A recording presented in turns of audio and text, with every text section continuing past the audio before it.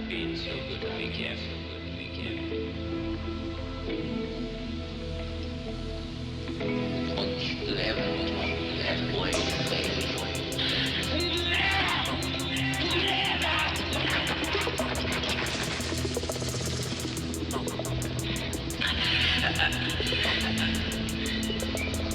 What we've got here is failure to communicate. Some man is just can't breathe. So you get what we had here last week, which is the way he wants. Well, I don't like any more than you think. Now I'm not sure how I'm gonna do this, but I need to address first the missing first 5 episodes of this podcast, which I pulled from YouTube about 6 months ago. It's just that no one was watching them, and the trolls came in. The trolls caught wind of them before the people that might be actually interested in the subject matter. And they kept reporting for things. I got a few of them pulled, and then they were like writing comments and stuff on the videos that were like calling me like a pedo protector and stuff because I calling out QAnon. And I just deleted them all. I was like, you got the audio versions there, and I see that people do listen to the audio versions, which is good. But coming into an election in 5 months at the latest, I think that we kind of have to start this back up again. But you might have come across this whole page thing from the stuff I've been putting on Medium. So hopefully this second time we don't get overrun by trolls and I don't decide to just can the video again. But you can listen to the audio, find us on all the podcast platforms, Spotify, Google Podcasts, Podcast Addict. It's my favourite one, iTunes and all that jazz. This conversation between myself, Daniel Morrison, also known as Hamilton Hume, and Brendan Mckenna. 3 people who have kind of, well, including myself, 2 people that have come to the same conclusions that I have about what we're seeing happening in this country at the moment. But, all from coming at it from different angles. So we just thought it would be probably beneficial, even though we haven't really got any more answers than, stuff we've already put out there. We thought it'd probably be beneficial to just, have a chat and hit record, just for people to, listen and absorb the information, because I think it's quite important, especially in the first 5 months of this year. So, on that note, follow this page wherever you're watching this video. Just subscribe, like the video, and I'll just do all that shit that makes it get seen by as many people as possible, because that's the goal here. So yeah, I don't know. You got anything to add, Jeff? Jeff's asleep on the job. That's my producer, Jeff. Anyway, all right, let's get into it.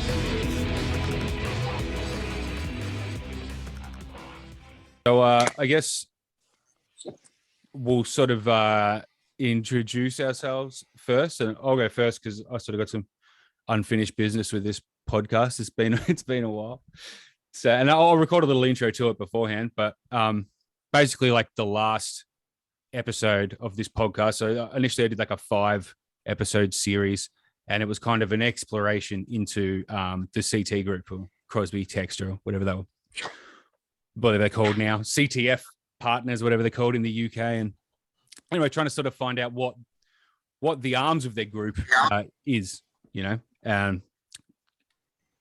We looked at like Topham Guerin, and we looked at like the Liberals using I-360 now, and then we looked to America for like inspiration on maybe get some ideas of what the kind of different aspects of their campaigns are. And we looked at the Coctopus sort of network of like alternative media and I guess it's called dark money, but I don't know if that's really the right way to sort of describe it, but just the money sort of behind the Republicans there and how that all works. And then we looked at Cambridge Analytica and what they did. And then I really ambitiously at the end, I said, tune in next week and I'm going to show you how this Cambridge Analytica stuff is being used here in Victoria right now. And that was about 6 months ago. And I haven't done another one since. I've been writing this thing on Medium. It just ended up being such a complicated subject that I thought I'm just going to have to put everything down, like in order so that I can look at it and figure out what the hell's going on and what I can talk about. So here we are 6 months later. I haven't actually got to the conclusion yet, but there's a lot of my workings out there to look at. And I guess that brings me to you two. So I don't know if Daniel, you want to go next and sort of introduce yourself? Yeah, sure. G'day, I'm Daniel. And I guess I've been doing a similar thing to Brendan in some ways, which is just having a look at this stuff and trying to work out where it's come from. So we sort of arrived at the same point from kind of different directions. I started more by looking at the American thing, in particular QAnon, and how it intersected with Save the Children and the COVID conspiracies and that sort of stuff, and really just digging down onto exactly where that was coming from. And it was in the course of doing that I met the two Brendans here now. And Brendan's work really put a few of the final pieces in place for me when it comes to these firms like Topham Guerin and Crosby, Textra, and that sort of stuff. So yeah, looking forward to diving more into it. Yeah, and I'll obviously link your stuff wherever this is posted, so anyone listening or watching can follow through and have a good read, because there's a lot to read, and it should be read by a lot of people. Yeah. I mean, like you just you keep unraveling this stuff, and it just goes and goes and goes and goes, and it just becomes. And some of the stuff, it's like, it's really outlandish to just put it in a short, snappy thing. You really have to sort of show your workings out and stuff. Otherwise exactly. It just sounds like a conspiracy theory. Yeah. Brendan, other Brendan. It's going to be confusing with two Brendans, myself and Brendan Mckenna, but we'll get there. You're welcome just to call me Mckenna if you like, mate. Yeah, all right. That might help. Mckenna. We'll call you Mckenna. So you also came at this from a very different angle. So if you want to explain a bit about who you are and how you got here. Yeah, definitely.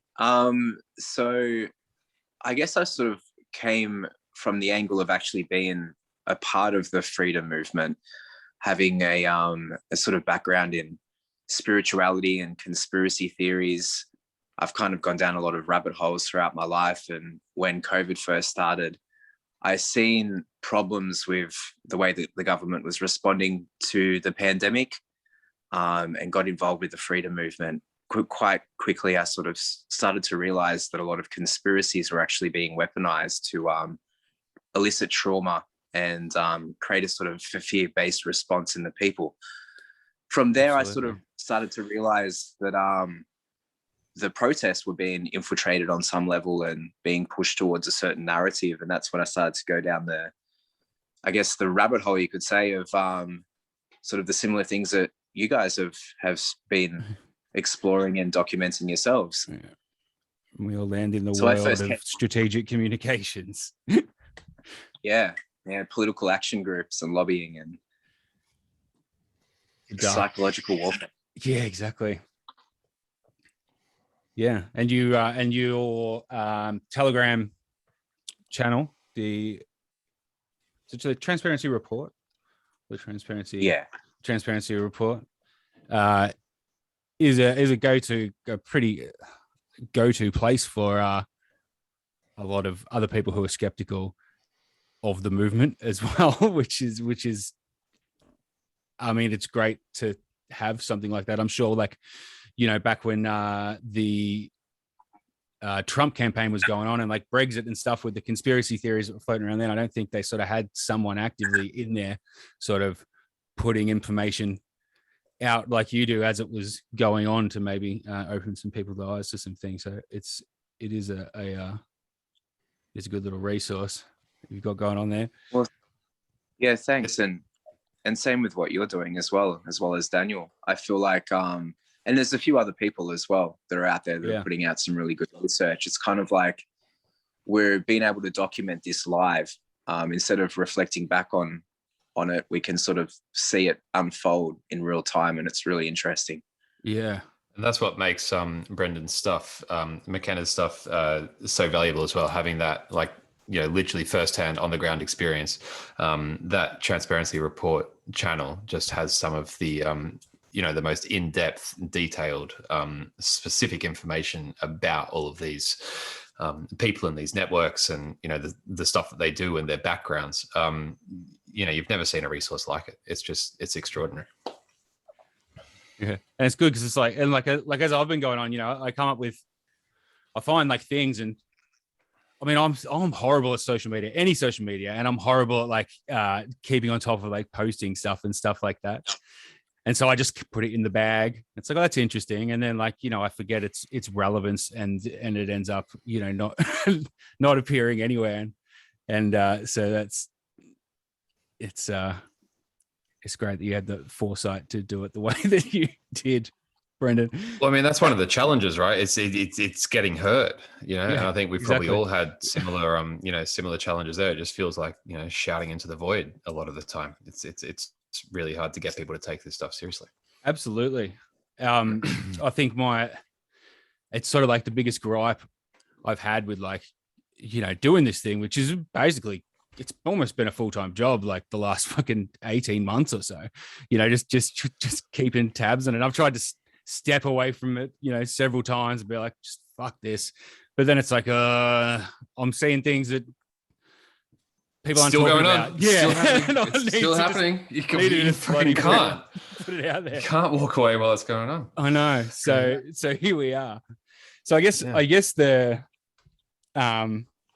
point of this conversation, I guess, to just sort of see if we can put a few pieces together between the three of us based on our the sort of accumulated separate knowledge of how things have happened and stuff like that. And I'm interested particularly in hearing from you, Daniel, because I know you've done a lot of work obviously on the origins of QAnon, and it fascinates me that back mid last year, when sort of this kind of,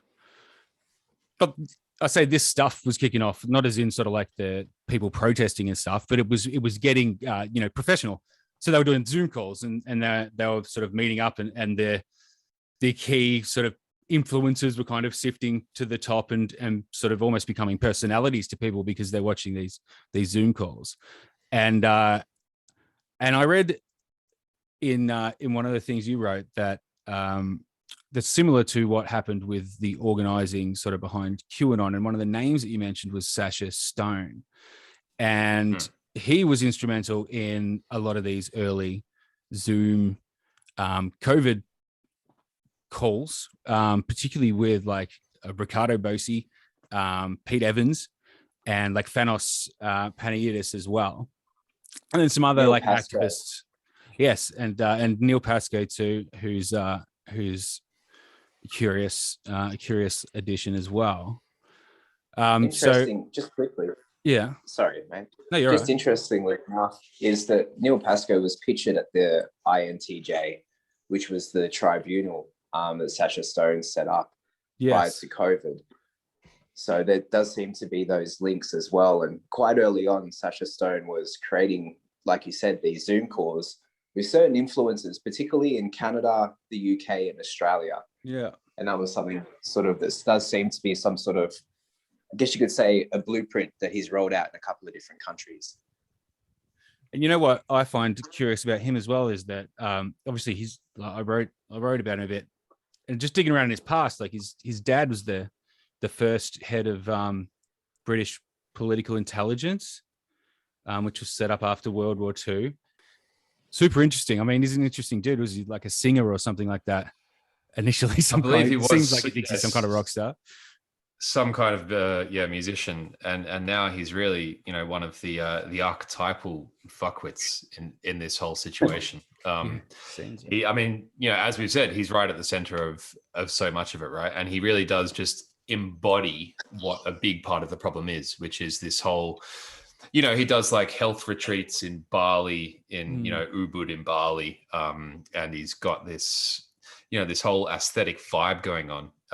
And he really is, you know, the source of so much of this. And that's why we see him, you know, doing Zoom calls around the COVID stuff. That's why we see him at the center of this QAnon stuff, because it is all a part of the same soup. It's this whole fucking mess. Yeah. And yeah, he's right there at the center of it with the International Tribunal for Natural Justice.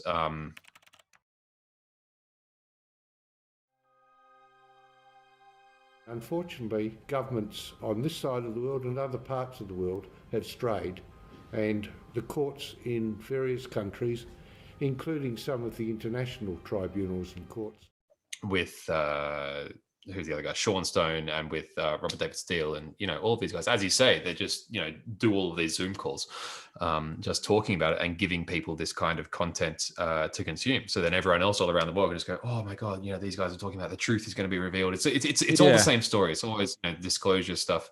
That white paper, the COVID white paper from his academy or whatever it was, like. Yeah, I mean, he's sending a blueprint out there for the people to work off that he's getting in on these Zoom calls in their own little clips. Yeah, right. Well, I mean, that's news to me. Like, you know, there's so much that, you know, that I don't know. I just get the vibe from looking at it a lot of the time, you know. But yeah, you know, he's definitely one of the key characters. Yeah. Part of what I read out at the beginning I watched one of his sound interviews, like the though, goddamn Gestapo. It doesn't sound like Nazi Germany. This is creepy. This, like, not as activists. creepy as the liberal intellectuals that you just described to me, because that lot are the most toxic element of society right now, because that liberal intellectual class is what props up the evil. It props up the wickedness of the bureaucracy and the technocracy. Don't ask me why. I've not yet divined what the reason is, but I found the same thing in Manhattan and in Hollywood, in America.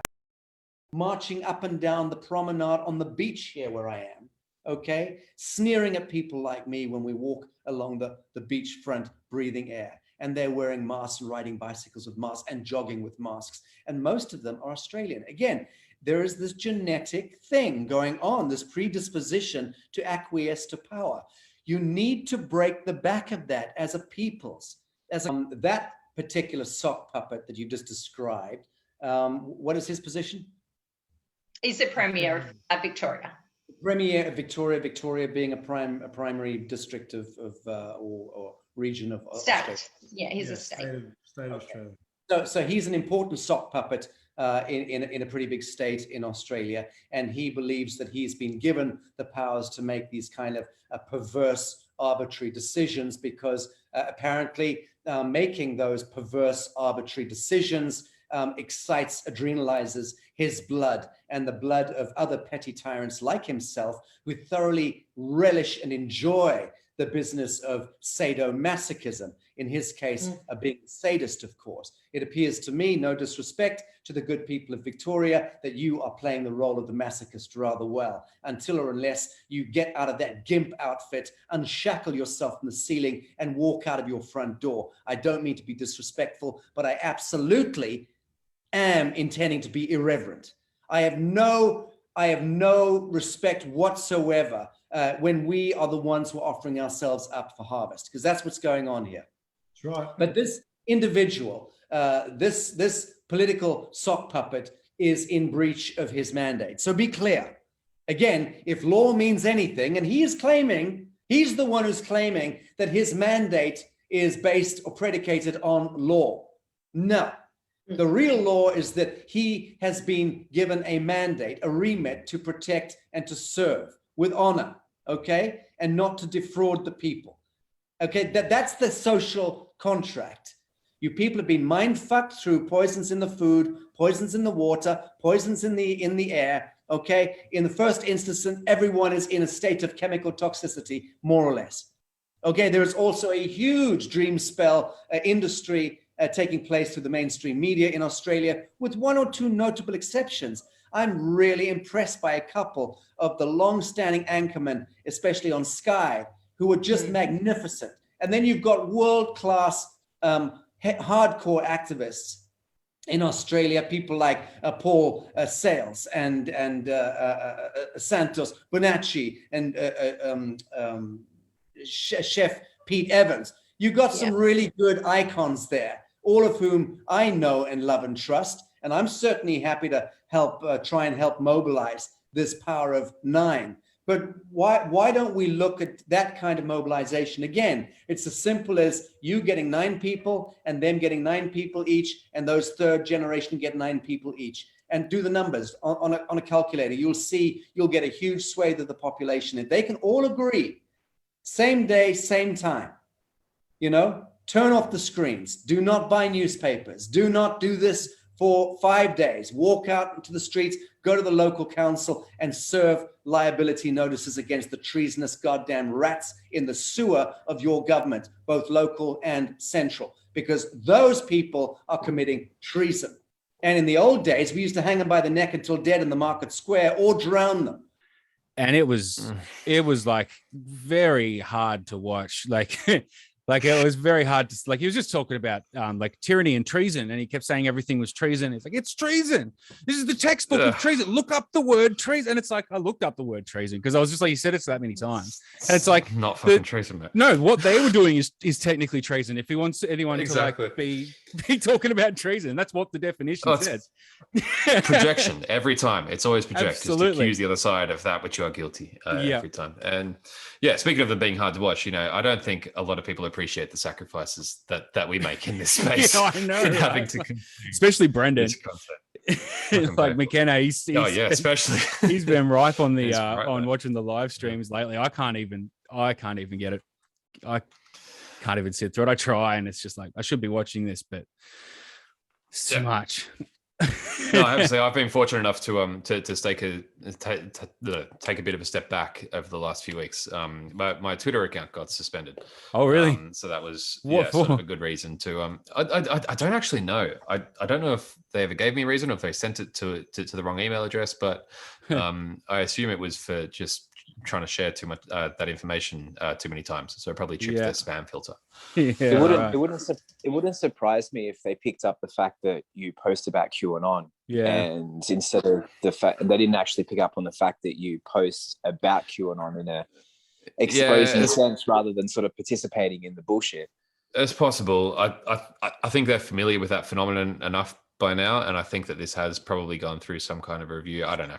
But anyway, the point is that I've been able to sort of step back and just sort of focus on other things lately. So if I'm not as up to date with everything that's going on right now, I'm not either. That's why. So only sort of the peripheral stuff, especially the last few weeks. I've just taken a holiday, much like a lot of the influencers. I've taken a Christmas holiday. Yeah, sure. That's funny, isn't it? Yeah. I'll look around. We find a lot of these influencers, like, they just lead really good lives. Like, they're there on the beach and, they're having a great time. They go, oh, it's like, they got to go out and do shit, like all lockdown. They were going out every weekend, hanging out in parks and stuff. Yeah. My life. Yeah. Anyway, good for them. Yeah. It was, I mean, I've kind of been trying to just keep my focus on, what happened to sort of kick everything in motion rather than worry about what's going on at the moment, because there's that many things popping up and it's all so weird, like there's so much weird stuff that just kept like these people that just look like professionals. Like what was that Telegram channel? Hang on, I'll see if I can put it on there. There's this channel popped up. I think it was actually Mckenna that sent it to me. It's not. Oh yeah, that's something. Open voice. Can you hear that? The New World Order? No. No, you can't hear it. Oh, but anyway, just look at her. Like she's like, this is not like a random person that is like like protester that's starting like a channel. Like she's got full makeup. She's like in a nice house. She speaks like a professional. She speaks like she knows what she's talking about.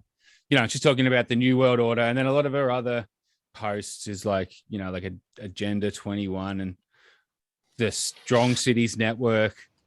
Agenda Then 21 they're talking really about is like the whole freedom point. movement being infiltrated by controlled opposition. Like it's just so much weird stuff that just keeps. Yeah. So what does she have to say about that?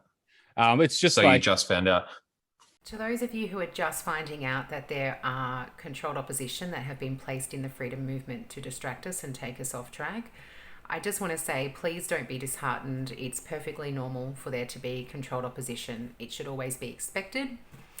It's not ideal, and it may make you feel disappointed, but, you know, it shouldn't affect the outcome. You know, what will affect the outcome is if we are distracted with too much arguing about it, if we let ourselves feel down about it, you know, we can get frustrated and think, you know, who can we trust? You know, everyone's lying to us. They either want to make money out of us, or they're just trying to get our votes, or, you know, they're placed there, they're planted there. At the end of the day, although I'm not saying not to point it out if you think that there are genuine concerns about somebody within the movement, you absolutely should point it out. But don't let it deter you or discourage you. Our behaviour, I think, is much more detrimental to there being controlled opposition. So, you know, we shouldn't blindly be following anybody anyway, and we shouldn't be relying solely on anyone, leaders, whether they're genuine or not. We shouldn't be relying solely on them to save us. We need to all be a part of this, and we all need to be accountable and not put ourselves in a position where we're going to be misled. So right, so they'll try and play it off that way, because it feels like things have reached an interesting kind of stage at the moment where it is becoming increasingly apparent, especially after that old Parliament House stunt that they pulled, which was bad enough, but then they just told easily disprovable lies about it. They said, "Oh no, it was the cops who came in with the pepper spray." We're talking about the still saying it when they burnt the door. The second time they burnt the door, they burnt it a week or so before, and then they got a bigger fire going.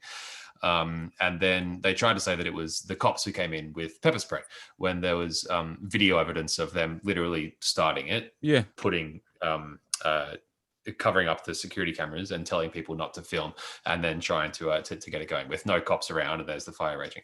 So, you know, there were a few people who saw that and were like, "Oh no, the cops came in," but then they saw that the cops didn't come in and they started themselves, and it just became increasingly, you know, undeniable that these people are lying, and that, you know, gave a few of them pause. I don't know if it's turned them around, but it has given them, you know, a little bit of pause, to the point where that woman in the channel that you just showed is compelled to release a kind of a video saying, "Okay, so you know, this is what happens." Yeah, well, I think that was actually around the time that maybe just before it happened, maybe that same week. That was actually oh, okay, well there you go. That was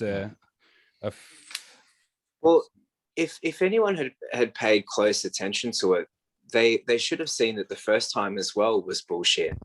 The first fire, they tried to say it was a smoking ceremony, and if you watch it quite closely, it's obvious that it's not. They also tried to tie chains around the door of the old Parliament House and rip it down with a four-wheel drive, and they got stopped. And they were even talking about it in the lead up to it, that they were going to take over Parliament House, and if they had to burn it down or knock it down, so be it. So, you know, you could see the rhetoric leading up to the event as well. Yeah. And it just seems like, I mean, with what's going on in America in the last like 3 or even, you know, even just the last 2 years, like with the obviously all the QAnon stuff and whatever, but then with the riots on January 6th and whatnot, like it's just being mirrored. Like you could, like, it's, if you can step back from the bubble of like being in these Telegram groups and stuff and just observe what happened in America, maybe read a bit about like the groups involved and stuff, and realize that you've just got this like mirrored copy of the American ecosystem, like the Oath Keepers in America, and you've got the Peacemakers here, and they're just a carbon copy of what is a Christian militia, you know? Yeah. And I kind of like the idea that, like, you know, it doesn't, it seems unlikely to catch on in Australia the same way that it will in America. It just doesn't like seem right. But the point of this sort of stuff is just to keep on raising the temperature and escalating the tensions, and, you know, normalizing this stuff. So, you know, the first time it happens, oh, okay, that's a bit weird. But then by the second, fourth, you know, fifth, 10th time it happens, then it's just it's just normalized, you know. And so, you know, they're I think that's like symbolic of taking them further down that path. Yeah, I think that's symbolic of like what we saw in Canberra over Christmas. Like, it seemed like you know, the first time they attempted it, and then it's kind of normalized, and it's just like, just burn the bloody building already, you know. So yeah, it's a, you know, it's a problem, because, you know, Australia often doesn't follow too far behind America, and, you know, even if the cultures are different, and I still kind of feel like maybe it won't catch on, there's a very real chance that it will, especially if they keep on, you know, pumping their propaganda through the channels that they are. Well, yeah, and I think it's the whole, like, well, it's convincing people to turn off their TVs and not watch, or smash their TVs in some cases, not watch social media, or not watch, mainstream media, like just completely ignore it. And I mean, that's not just a recent... Only read my Telegram. Yeah, pretty much. Like, get off Facebook, get off Twitter.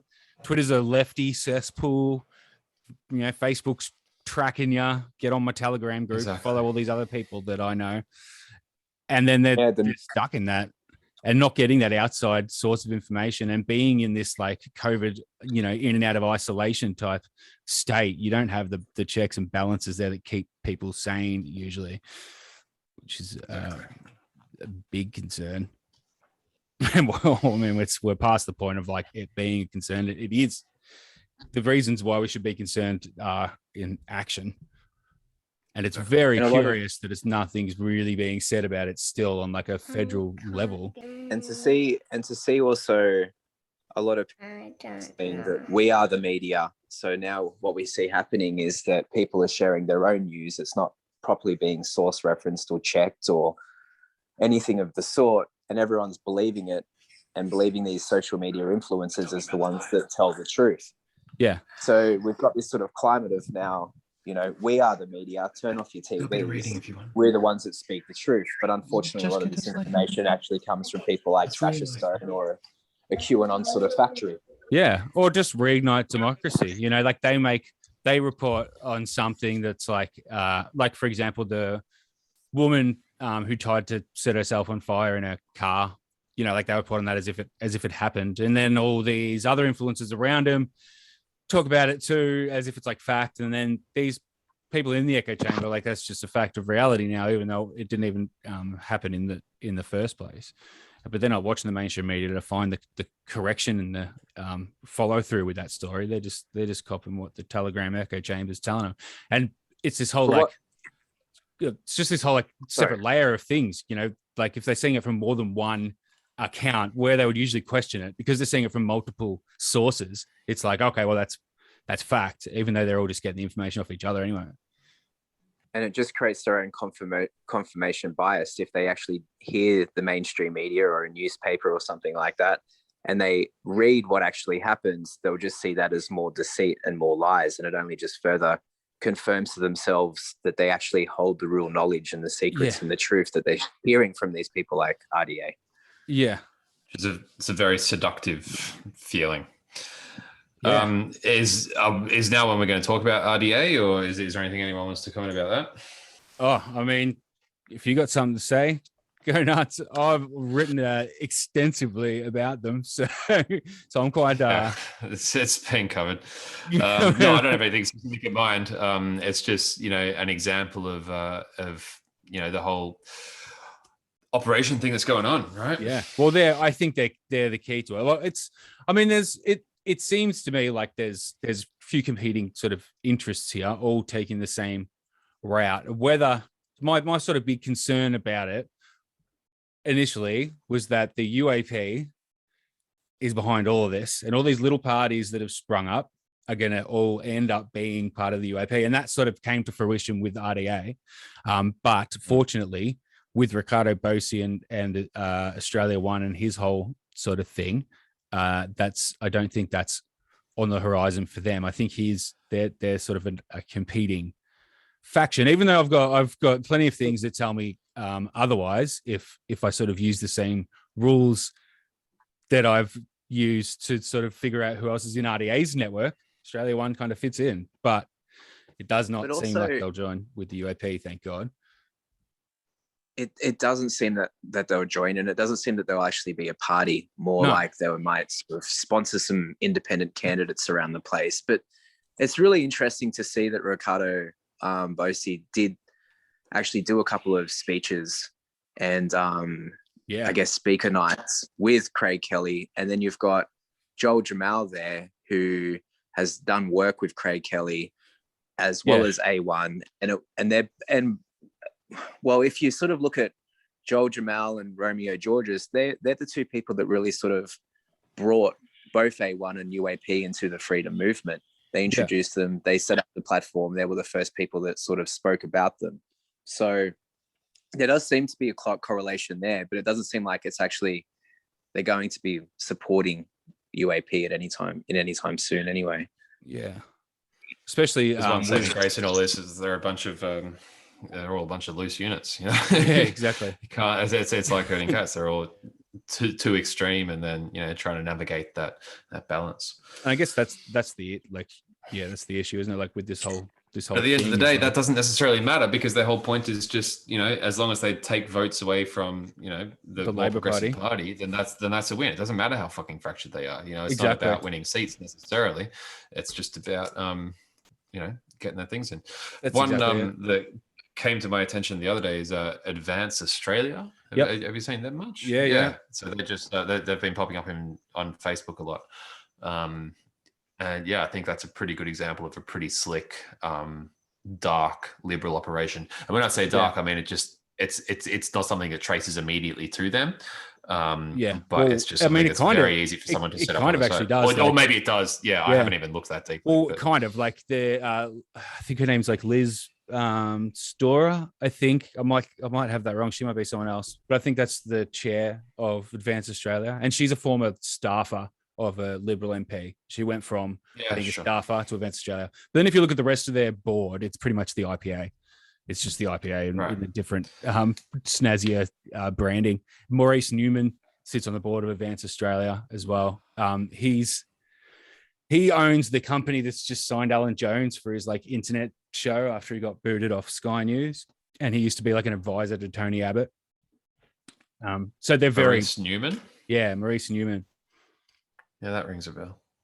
Very very pro fossil fuels and everything else Advance Australia is about is that guy. And I think encapsulated.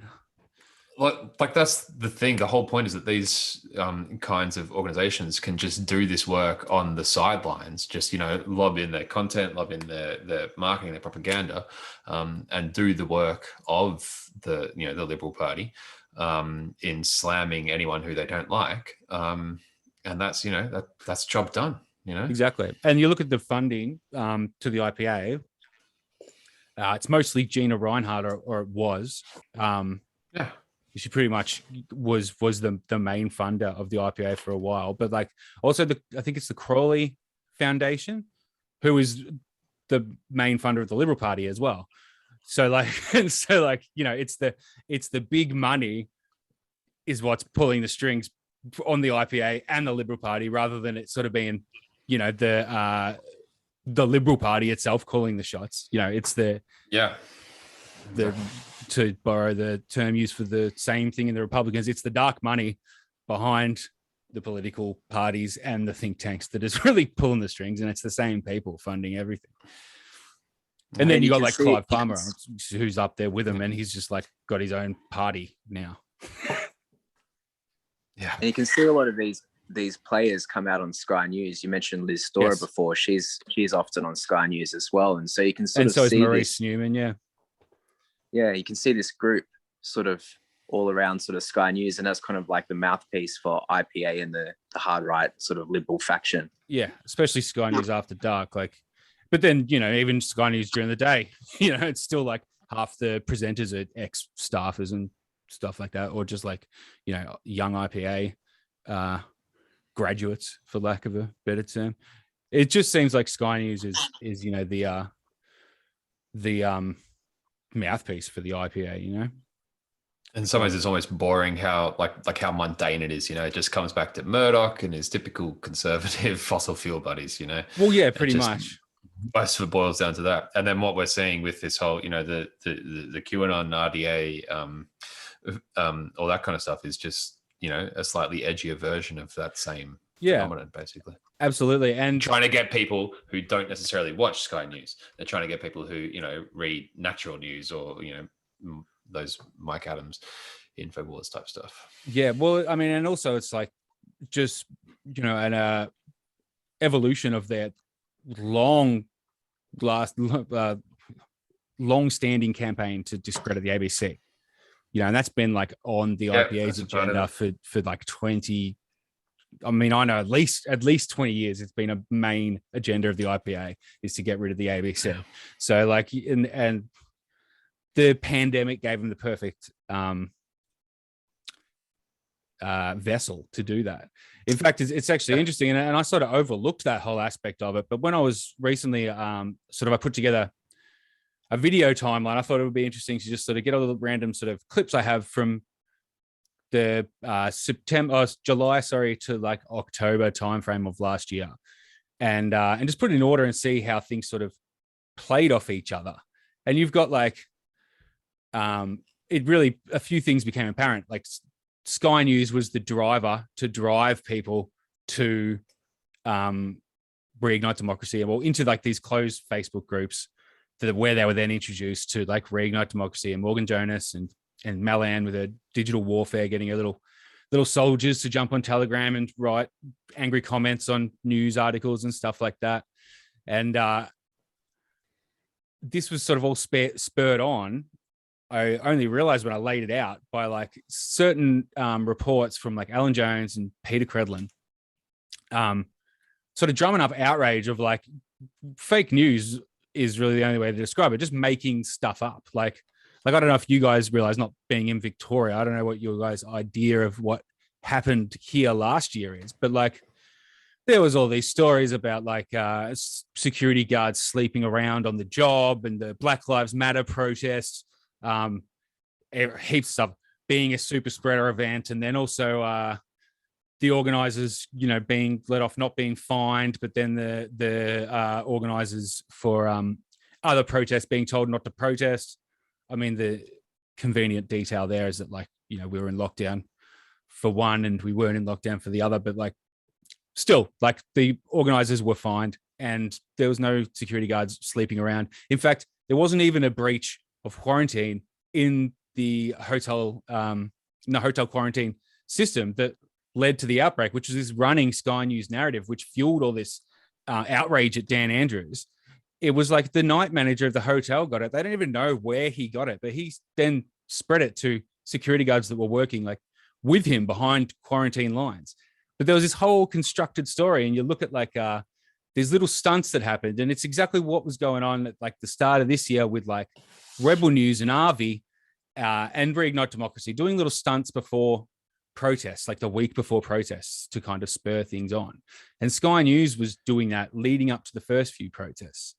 And at the same time, Victoria Forward was pushing, was doing the most paid advertising on Facebook that they ever had, with like an ad saying "Stop Dan Andrews."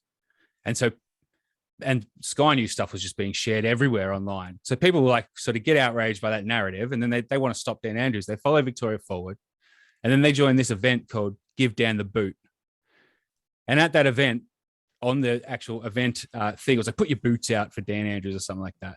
But through that event, they were introduced told to join these groups and stuff like that, and introduced to people like Monica Smith and Reignite Democracy, and I think that was like a week after they formed, and like Real Ruction and MCJ and all these people, and it sort of like funneled this Sky News outrage into these echo chambers, And then over the next few months, it was sort of like taken off the Facebook echo chambers as groups started to be shut down because of the QAnon crackdown onto Telegram. And then we have this thing here. But Sky News was very much like instrumental in this thing. And it hasn't. How directly did you see? Like, did you see Sky News referencing these groups directly, or were these groups just They using did a content feature that they of got the from Sky groups? No, they did a. We can watch it. Upwards of 20,000 took to social media over the weekend to give Dan the boot. Posting pictures of the boots at the front door, a united show of frustration directed at the Victorian Premier. Political group Victoria Forward were behind the movement. And Executive Director Edward Burke joins me now from Sunbury, just outside of Melbourne. Edward, 65,000 people showed interest in the event online. What did you make of the response? It was a fantastic response, Peter, just overwhelming. And I think it's a decisive display to Premier Andrews that we're fed up. We've had enough of the lies. We've had enough of the incompetence. They have destroyed our state, and it's just not right. No offense, Edward. You've got a very, very strange face. Yeah. So that's a follow-up one, but the actual report that I thought I was clicking was one from beforehand, like basically advertising it, but it was Pete Murray that did it, not Peter Credlin. That's the same thing that what you just showed right there. Anyway, yeah, I mean, that's what we're talking about. Yeah. So, I mean, this is what happens when interests align, right? Like, whether it is, all the way from, Credlin or Bolt or Jones or Murdoch himself, like they all want the same thing, which is for governments to stop telling coal companies not to do basically, yeah. And that's I mean, at the end of the day, they'll use any opportunity to push that narrative, and that's what COVID really presented. And that's what they mean when they say freedom. That's what people are protesting for, is the freedom to remove regulation around what companies can and can't mine, basically. Well, I mean, what's interesting about this conversation is we have someone who was protesting not for that, who was protesting for legitimate freedom. Well, yeah, and that's the concern, and that's that's what they did. Well, I mean, it'd be interesting to get Mckenna's perspective here, but that's basically they were. It seems like they were. Trying to exploit good people like him who do care, to further their own agenda. And this is the concern, right? And we've seen over the last, even that's like this year, like these weird bills introduced that just don't make a splash at all. That like, to me, that's like the identify and disrupt or whatever. Infiltrate and disrupt or whatever, where they can just like, they don't even need a warrant, they can just like go into your computer like remotely and like even edit like social media posts and stuff like that and change things you've said. Like they don't even need like a warrant for that, and there hasn't even been a splash made about that, and not even a mention about that in like any of these protest groups, any of these people that I follow. That's real stuff. That's Jesus, yeah. I haven't heard any of that. The identify and disrupt bill. They can enter your messages and even change them and send messages on your behalf without you even knowing, to whoever they like, pretty much. Yep. What the fuck? Yeah. Yeah. And, thanks, we guys. Didn't hear anything about it because the space of that outrage is taken up by this. It was brought up, in the freedom movement, to be fair, but it wasn't focused on nowhere near as much as it should have been. That whole unmasking the trolls thing that Scott Morrison tried to push like a few weeks ago, that like was clearly some kind of like a dead cat type thing. Like, I don't know. I'm pretty sure it didn't go through. Like there wasn't the support for it, but he wanted to like force social media companies to like reveal people's like real identities. If they're harassing people or whatever. And even how they've recently just assigned that LARPA group the base as a domestic terrorist organization when they don't even really seem like a real organization. No, they are. The base are for sure, because they've been around for a while. They're like serious business overseas anyway. Like the base is Al Qaeda. It translates to the base. It's like a white. The base, however. Continue. The base in terms of members in Australia is pretty much non-existent, even amongst the National Socialists themselves. So for them to sort of pinpoint that group instead of some of the other groups, it seemed like it was just an easy thing for them to push through. But the point that you were trying to make is all of these things do lead into an overarching police state. And I think a lot of people in the freedom movement do see that the real concerns are around, I guess, government tyranny and basically an overarching surveillance system that will only sort of further silence and control and monitor the way that we do things. And the fact that these things aren't being focused on as much, even though it is a core concern within the freedom movement, the protests themselves do seem to be pushing directly towards this narrative that is based around politics. Yeah. And you can see how basically, they are sort of being hijacked, basically. I think, a pretty obvious reason as to why you won't hear much of a focus on that from these characters in what's supposed to be a freedom movement is because this stuff ultimately does serve their interest. Like they want this really strong police state that can do their bidding once this whole COVID thing passes. And they don't really care. They're just trying to exploit it. And then so what it comes down to is for people like Mckenna here to really stand up and blow the whistle and say, "Wait, there's some fucking shit going on here," and people don't really seem to be taking it seriously enough. Well, but because I never even heard about it. Fuck. Yeah, well, we can bring it up. Deputy Speaker, it's a great pleasure to be able to speak on this important piece of legislation, because sitting at the heart of it is the constant tension between freedom and security of the people of Australia, not just in the physical realm, but of course online as well. And we reviewed this legislation in the Parliamentary Joint Committee on Intelligence Security, of which I'm privileged to serve, because of the very nuanced parts in which it operates around Australia's electronic records and data and the implications it has. The Surveillance Legislation Amendment Identity and Disrupt Bill is actually quite an innovative, modern, but actually worrying piece of legislation. And I don't say that as any point of criticism of the legislation or its intent, but in the end it raises serious questions about the bounds of the state, the capacity in which police force and our agencies can investigate certain operations and the means in which they can do so. I support the bill wholeheartedly, but I have reservations about it. But it just shows that they're not acting in good faith, I think, is the point that I'm trying to make. Yeah, no, absolutely. I think that's sort of they make a big song and dance about freedom, but when it comes down to it, they cared a lot about having to wear a mask when they went into a supermarket, and like wrong kind of freedom. So surveillance legislation amendment is what it's called. Lawful access telecommunications, surveillance legislation amendment, identify and disrupt new powers. Data disrupt warrants allow the distribution of data through modification and deletion of data to frustrate the commission of serious offences, such as the distribution of child abuse material. That's what pisses me off the most, is that they always try to make it about pedophiles. It's like, I'm pretty sure we've had issues with pedophiles in this country, but it's generally coming from the people writing the laws, which is my sort of like issue with them using that excuse for all this surveillance stuff. It's like, why not use domestic terrorism? It's even a more plausible reason.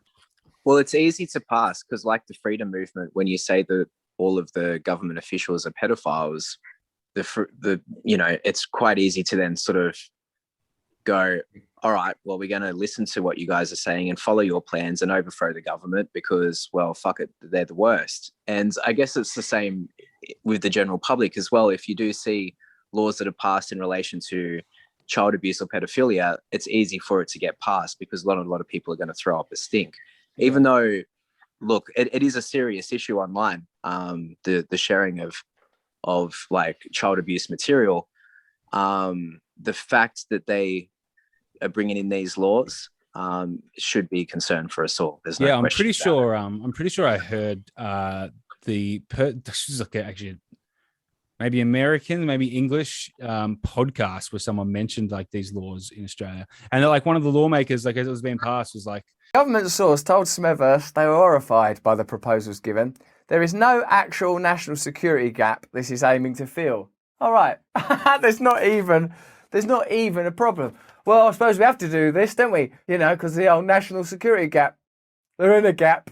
It's right there, up against your head. And obviously, yeah, I mean, the pedophile thing is the oldest trick in the book, or the oldest excuse that there is. Yeah. Very easy villains, easy justifications. Yeah. And it is the same like sort of hook that's been used with this whole conspiracy narrative thing as well. It's like a boomer hook, you know, like no one wants child abuse to be happening. So yeah, exactly. Yeah. Well, they've been using it the entire time, like you said, with the Save the Children campaign. And one of the first big conspiracies in the freedom movement was that COVID was a cover to rescue children from underneath the Melbourne tunnels. Yes. And so many people fell for that. And really, yeah, a lot of I heard it. Okay. Yeah.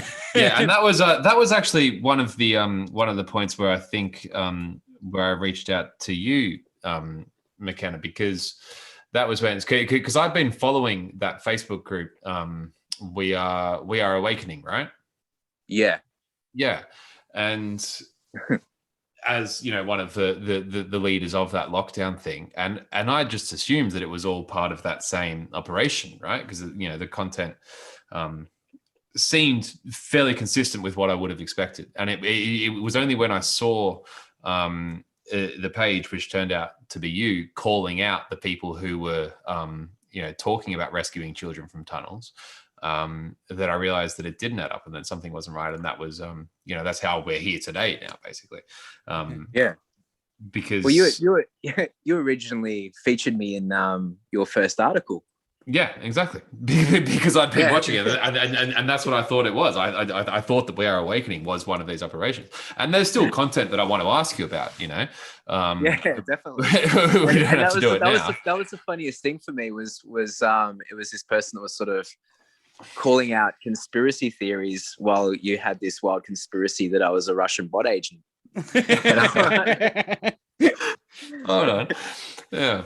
But here we are because of having good faith conversations, because of reaching out and recognizing, because my theory basically fell apart when you started calling out the I think it was Lizzie Rose, but someone who was talking about the children's tunnels, because according to my theory, you should have been pushing that theory as well, but when you started calling it out, it showed that you weren't.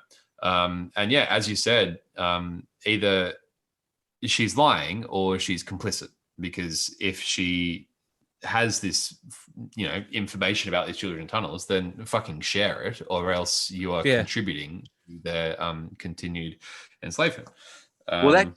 It's disappointing. Yeah, I mean, I know that a lot of people fell for it in America, but it's disappointing to learn that there are a lot in Australia as well. But that's still running with it.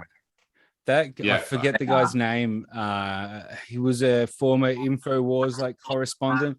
I don't remember his name, but he talks like this. He's always got the camera angled on his face like this, and he talks like this. If you know what I'm talking about there. But I seen a video of him pop up from only last week or the week before, speaking to this guy from Sydney called Guru, who was on a boat, who was giving the whole rundown on the tunnel network and how it all works and where it all goes to. And some of his ideas of how far stretching these tunnels are is really, really extensive distance covered by these tunnel networks. Melbourne connects to Brisbane and shit. Let's go here. So let's start with Melbourne, Guru.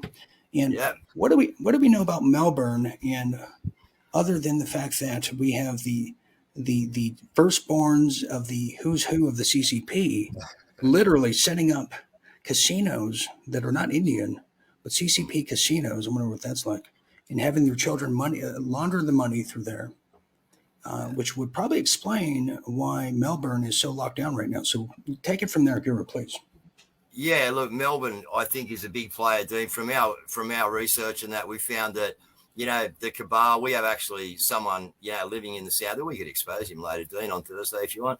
We've got someone here, okay, right under the people's eyes, okay, who is actually being put in by the cabal, okay, and he was put in 10 years ago to oversee things in Melbourne. So Melbourne is a stronghold, okay, in Australia for the cabal.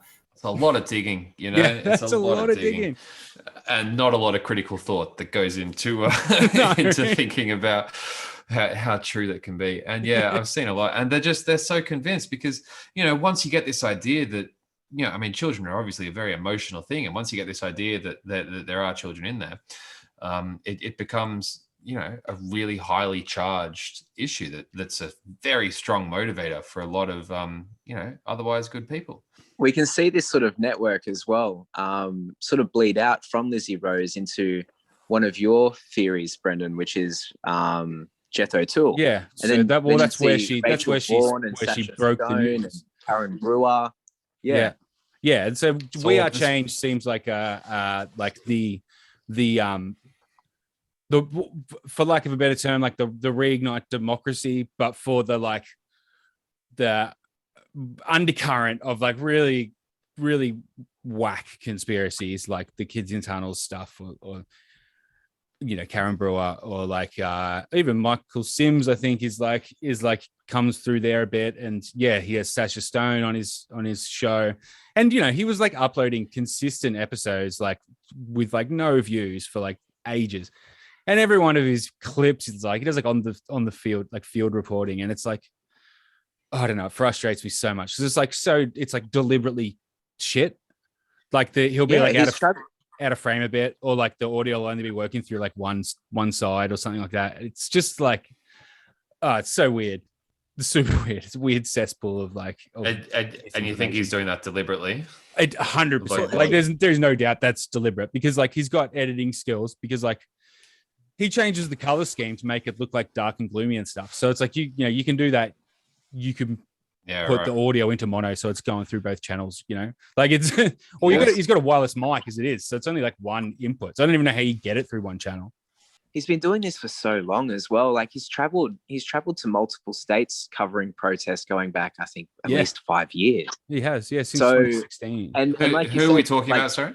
This is Jeth O'Toole, We Are Change, Melbourne. Yeah, and like he's been persistent, putting up these different protests, covering them quite well. However, sometimes there's only like 10 views. There's no marketing, there's no promotion attached. It's like kind of like he's almost building up to something. Yeah. It's like his supposed, like, so this sort of, you don't really see much crossover with like Lizzie Rose and Jeth O'Toole and like Karen Brewer and stuff, with like Reignite Democracy and like Monica Smith and all your more sort of like for lack of a better term, mainstream political operatives. Yes. For the people that are watching like sort of from within the freedom movement, a lot of people would be like, well, Jeth O'Toole is sort of just an oddball sort of character. Like it makes sense, like he might not be very good at certain things, but look, the guy actually has quite an extensive background covering protests. And when you have a look at all the people that he had to begin with, and he was interviewing, Nick Patterson was one. Cast, well. Yeah, Sasha Stone, Jamie McIntyre. It all sort of was around this group of people that do seem to be pushing a false narrative. So, and then you look at We Are Change, and you look at the person that created it, and there's evidence around the fact, like what evidence? Evidence around what? Well, We Are Change. So Luke Radowski. Yeah, Luke Radowski started We Are Change, and this is what makes it super sus for me, is like the way they sort of like came into the zeitgeist was like a guy running on stage in like the medal presentation after the Super Bowl and grabbing the microphone and saying 9/11 was an inside job and running off. And that was sort of like the launch of We Are Change. It like seemed like a, you know, it seems to me like a way that you sort of would grab the conspiracy narrative if you wanted to sort of have control of it, to maybe. Next thing you knew, he was doing the circuit with people like Alex Jones and was featuring prominently on forums, the big conspiracy forums. I'm just trying. Well, this is where it just gets so murky, you know, like trying to work out who's doing what for what reasons. Like, but it's interesting that he's a veteran, and he's, you know, is he actually a veteran? I've never come across that information. I got that information from you, actually. A message that that you showed me, a text message between him and someone else, and he mentioned he said some of us veterans wanted to speak at like the protests, or me and some other veterans or something like that. He was talking about veterans within the freedom movement. Oh, right, Therese okay. Van Lieshout. So him and Theresa right. Van Lieshout. He's just referring to himself as a veteran of the freedom movement, right? Yeah, he was. Okay, well, ignore that. He's not a veteran. I was like, Jeff's military? Like, I was sus on him having an acting background, but a military background really blew it out of the water. Yeah, that's really funny. No, I presume, you know, if you're referring to yourself as a veteran, you're a veteran. You know, not I was speaking on stage 6 months ago and been protesting for a few years. Yeah. Oh God. Yeah. Well, see, I mean, it sounds like this is the sort of thing which is just an open target for this kind of, you know, this content, this propaganda is just, you know, the perfect vehicle to be spreading these kinds of narratives. Well, he's like, which then serve to further radicalize people and just create this whole mess. You know, these people don't necessarily need to be working in cooperation with each other. No, they're all, you know, it's just the same blueprint, the same. Yeah, and it's not even like a case of same cause. I'm sure there's people within the movement that were picked specifically to fill the roles they fill, but are unaware that they're, you know, serving an agenda. Because I think that's how this whole thing works, is like, if you look at the history of like even Monica Smith, you know, she was doing real shitty like vox pops type on the street, you know, in a Westfield, asking people what they think about the Belt and Road deal and stuff like that, you know, pre-COVID times.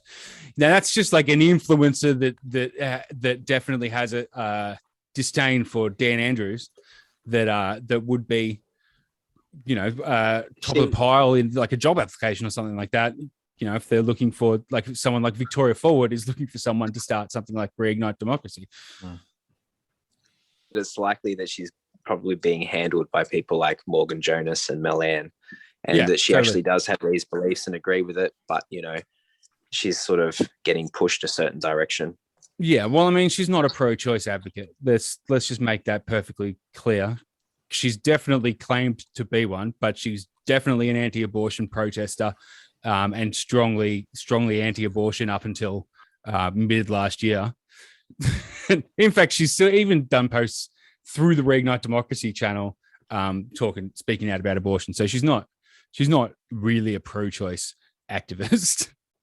He's been an extra actor for quite a while now. I've seen his IMDb. Isn't that interesting as well? Like everybody influencer almost, except for these new ones, which is like seem to have like, you know, university qualifications in like psychology and stuff like that.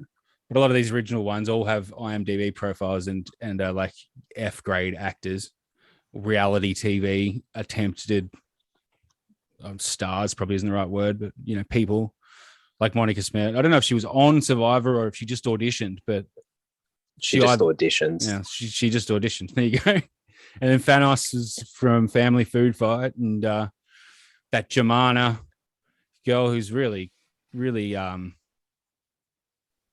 weird, like in just like the real biblically sort of apocalyptic in the way she talks. They're all just like actors, all these initial people.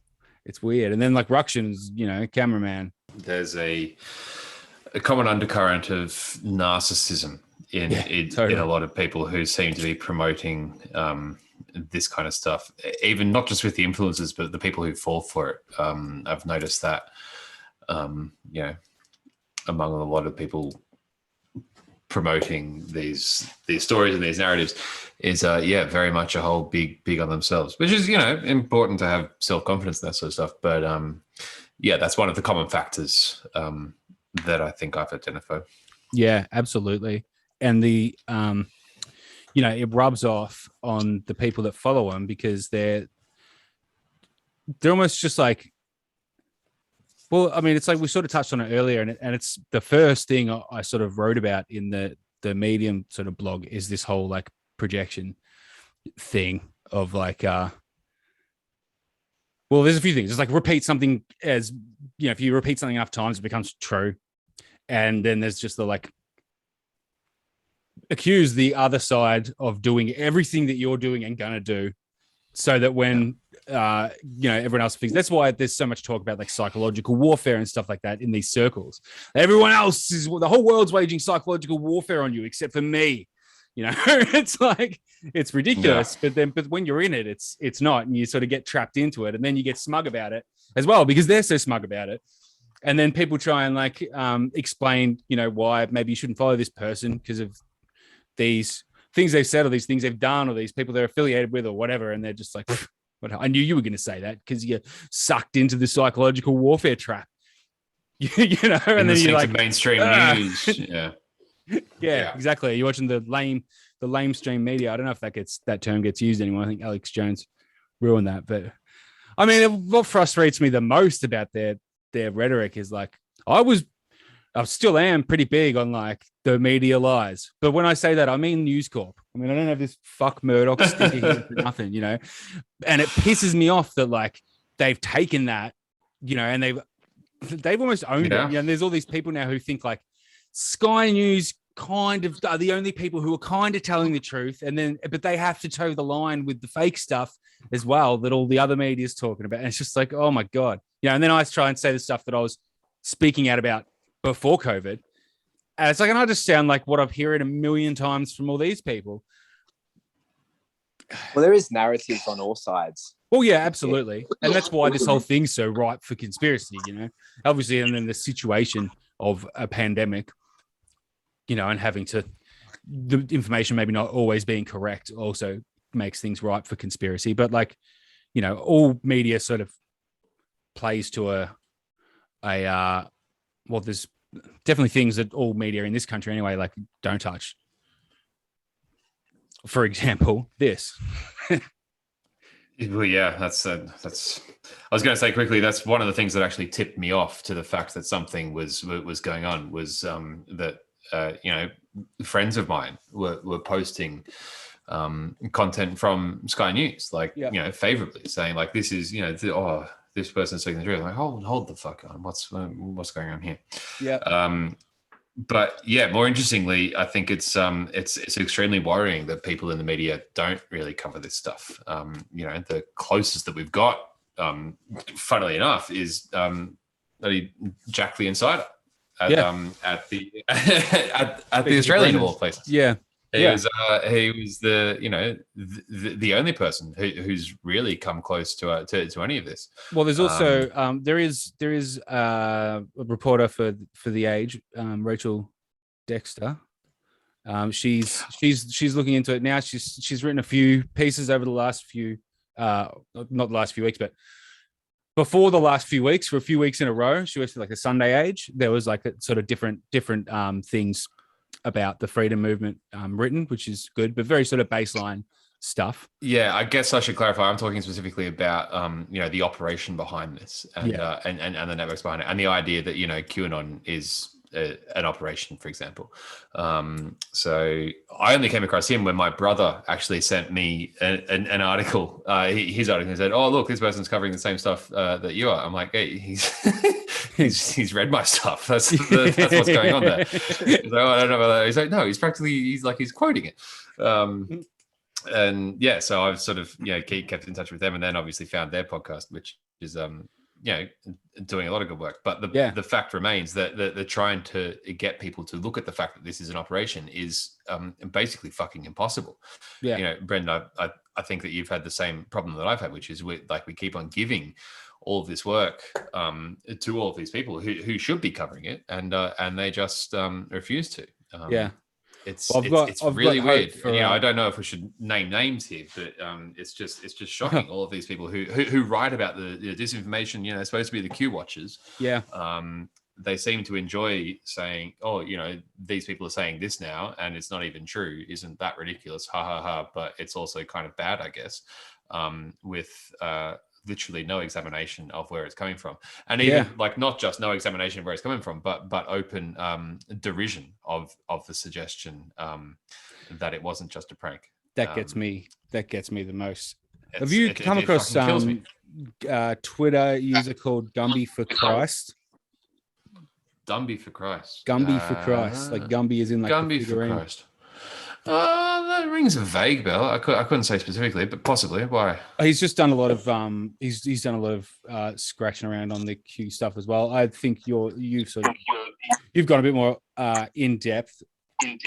But he's definitely looked around in the same ballpark. He'd probably be a good person to link up with. Actually, he's an American dude. Right. I've heard him, speak on a few podcasts, and I've gone through his stuff he's put on Twitter before. It's quite good. But before I came across you, which was through the conditional release program. That was the closest sort of I'd found to like actually, getting some real talk around the whole Q situation and not just openly dismissing anything. It's like there's, I don't know what to make of the Q watchers, but like, it's either just like people that are really against conspiracy theories, and that's why they've become a Q watcher, and they're like, conspiracy theories are stupid. But it's like, obviously there's no conspiracy theory here. Like it is what it is. It's just a joke. There's no more to it. I don't want to entertain it type thing. Or the other thing is, and it is definitely, it's definitely happened to an extent, because there's something that these companies do is send out a controlled opposition for their controlled opposition, for lack of a better term, like and have people exposing Q, but it's actually just like a bunch of misdirection, which I think is something that's kind of happened recently. I think with Mckenna here. I don't know if he wants to elaborate on that or not, but it certainly seems. Well, I would love to hear Daniel speak a little bit about Q and like on an operational sense, and how you feel like it might sort of be playing out in Australia now that you know a little bit more about, I guess, sort of individuals like Ricardo and sort of, I guess you could say, Lizzie Rose and all the other sort of people involved. Well, look, after 18 months of studying it, I still struggle to articulate, exactly what it is and how it works. But I guess the simplest way to describe it would be as propaganda. It's just a new medium. It's a new experimental vessel for getting these ideas into the world. It's the same story that's been told a million different times, a million different ways. And this one just happened to use the right sprinkling of ingredients to catch on, where it and now it's completely escaped its bounds, and the ideas that it propagated have become so seeped into the public consciousness that now they're able to rocket around without any reference to QAnon at all. So when we talk about QAnon last year, we were talking about the character who posted on 8chan that then release these secrets, but now it's become a much broader kind of thing. Have you seen Ricardo sort of pushing the narrative a lot more again lately? He's been talking about wide hats. I remember he popped up recently, didn't he? And he actually he did a Q&A with Michael Flynn himself, and that's certainly not the first time. He openly posted QAnon stuff on his Twitter account. I can't remember exactly when, but it was a while ago. So he's always been doing that kind of thing, because he is basically doing the same thing as Michael Flynn, which is trying to establish a theocratic fascist state, and the only way that he can do that is by telling these lies to radicalize people. And this is just a very effective way of telling these lies. People have lied all throughout history in lots of different ways, and this is just a brilliant way of doing it, because they've got this puzzle stuff involved. Go on. When you've got General Flynn and Ricardo with such extensive military backgrounds, do you believe that it is in some way a military operation? Well, I don't think it was like sanctioned by the current military, but I think that they would have certainly used their military training in creating it. Sure, yeah. Whether it was Michael Flynn or Steve Pashanik or Robert David Steele, yeah, I think there's certainly been military influence behind it. Well, So that training anyway. Yeah. So probably more so a clandestine operation rather than an official military sanctioned operation, because all of these people, I would say rogue, like not clandestine. I don't think it's got anything to do with the military. I think that these people have left the military and now they've gone rogue. I think that'd be a more accurate way of describing it. Yeah. But are they going rogue independently, or are they working together as a collective for a company, possibly on a black op? Yeah, it's a good question, and this is sort of what I was saying before, where like they don't necessarily all need to be working together for it to be doing what it's doing. Yeah, it's like the sort possible. of base point, you know, like it's like we've got this now, use it type thing. Yeah. Once it's out, you know. So they can say it's there, and then they can just use it. And back to Brendan's point before, I think that yes, it's frustrating to have to say this, but one of the important parts of it is putting out a few accounts whose sole purpose seems to be to instantly shit on anyone who suggests that it has anything to do with Flynn or being an operation at all. And there are a few accounts which do seem to fit that description, and they have an unfortunately outsized influence on the rest of the Q watching space. And that's been one of the hardest parts for me over the last 18 months. You know, dealing with people who are deep into QAnon and all the other conspiracies is one thing, but then being gaslit by these motherfuckers who are trying to tell you that, you know, you're not looking at what you're looking at is extremely frustrating. And it should be expected. You know, I don't have proof, and I still find it hard to believe that a lot of them are doing that. But we have to expect that when you've got a company like Psy Group or Cambridge Analytica, or you know, any of them, a natural thing is going to be to control that opposition. That's page 2. You know, you've got your page 1 of doing it, and then page 2 is going to be, all right, now we've got to make sure that you know, people don't follow on. And that's what sounds like a conspiracy. I don't think that calling QAnon an operation sounds like a conspiracy at all. I think it's a fairly ordinary you know, extension of political propaganda. But going to the next step to say, oh no, now they're putting out fake accounts to shit on people who are saying that, I could admit that's a little bit conspiratorial, but fuck it is what it is. No, I mean it's not though. Like if you read up on this, how this whole thing works, it is actually like it's a pivotal piece. And it's also we should expect it, even if they're not doing it. We should be prepared for it. If we've got these senior military figures that are quite closely connected to a whole range of different politicians, could it be the case that these guys are being funded by an overarching sort of political network, kind of like the Atlas network that we've been speaking about recently, Brendan? Yeah, totally. I mean, yeah. I mean, the annoying thing is, it doesn't like it. We're talking about pocket change, you know. Like you take a billionaire like Miles Guo or Guo Wengui or whatever his name is. He just chuck a couple $1 million, or like, you know, a Saudi prince who wants to see you know, Trump get elected. They can just throw a bit of money at it and it's done. Like, you know, Psy Group got paid $2 million by whoever it was, Rick Gates or something. You know, that's it.